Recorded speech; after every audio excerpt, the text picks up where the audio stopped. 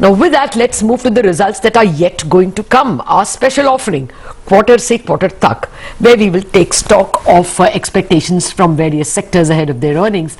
And today we have a sector which is everyone's favorite, the FMCG sector, and Mangalam is here with a heads up on what the street is expecting. Mangalam, tell us. Well, that is correct. You know, for the FMCG sector in the third quarter, the headline would be the fact that demand would resume. And that is something that the street is factoring in as well. The rural growth continues unabated.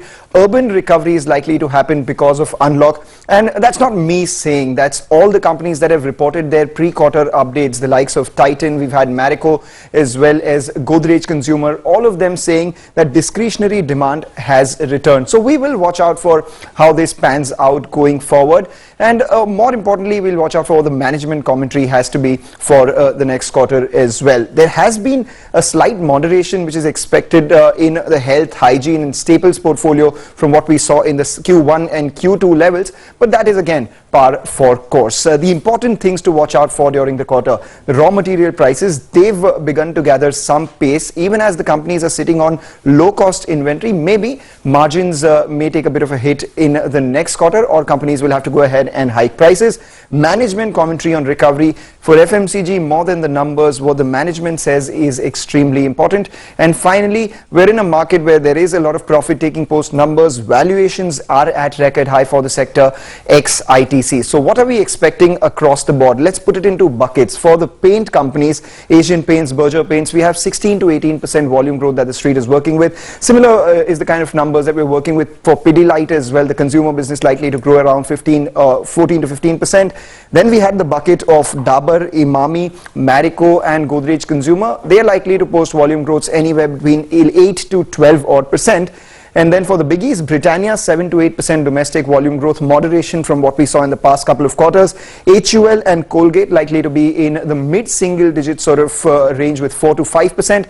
And ITC is the one where cigarette volumes are likely to decline by around 7 to 8%. So for all of this, the big question, how much are you paying? Well, in terms of FY22 earnings, Asian Paints is 70 times, Nestle 67 times, we have HUL trading at 57 times, and Britannia, because of these, looks cheaper at 46 times. We have Dabur, Marico, GCPL, ITC, of course, trading at 17 times. Is at a steep discount to the sector. Okay, thanks a lot for that. And that's the most important plate, right? The valuation picture. Everything comes at a price. So Naveen Kulkarni, the CIO of Axis Securities, joins in. Naveen, I'm sure you saw what my colleague Mangalam was putting in front of us. These are really steep valuations. Asian Paints at 70 times, Nestle at 67 times. What is your pick of the pack where there could be growth and valuations are still not that steep?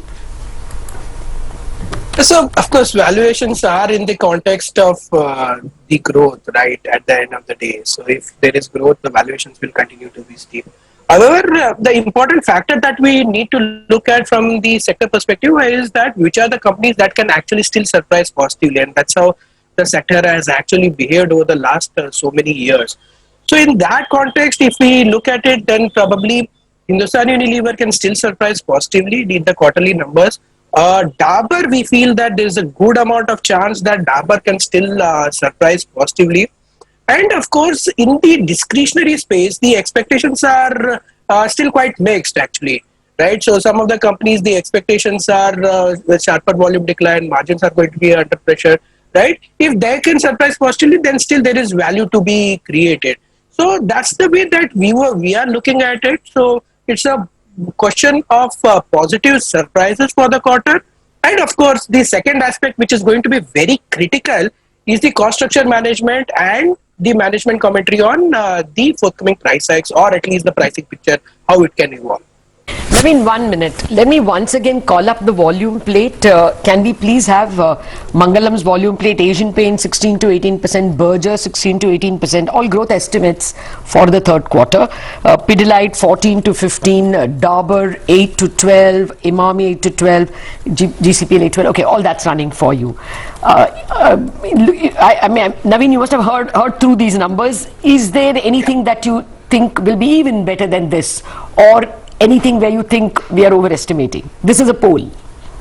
Yeah, so I'll say that probably if I were to look at the numbers, which I think it's a poll of polls, so it's a consensus estimate. So Yes. probably what we can think of is something like Dabur can still surprise positively.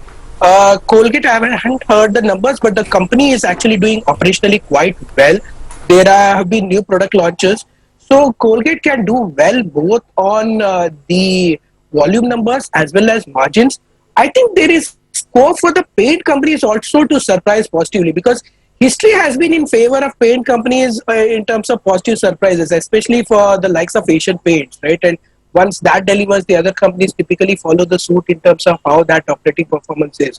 So I think that there's a good amount of chance that even the 16% volume growth number, there is some chance that it might get surprised positively. So these are some of the areas which I feel that there is good amount of chance that there can be positive surprises. Okay. The stock that has perhaps frustrated investors the most in the FMCG space is ITC, right? I mean, of course, the valuations are still quite attractive, but the stock has not delivered the kind of returns that other companies have. Are you optimistic that its fortunes could turn now, or do you think it will continue to remain an underperformer? So for the time being, I believe that there is good amount of chance that the stock may not perform that well, because one is, of course, the results are not that as in the estimates are not very encouraging. If there is a substantial beat on that number, probably yes. Also, we are coming back to the budget kind of a theme, right? So there is always a chance where something or the other which might get introduced on cigarettes as a business, right? So from that perspective, of course, the challenges continue to remain. So ITC, I believe, is yet to come back fully to its normal growth trajectory. That's point number one. Its FMCG business is quite good, but it is still not contributing sufficiently, right, to the overall growth engine. So I believe it could take a bit of while for the stock to start actually delivering in terms of the growth profile which it is capable of. So I feel that in the short term, probably over the next 3 months, it may not be a great performer, but yeah, definitely there is still a lot of value in the stock. All right. We'll have to leave it at that. Any disclosures you want to make from your company or your point of view? I don't have any holdings. Okay. Thank you very much for joining us. Now, with that, we shift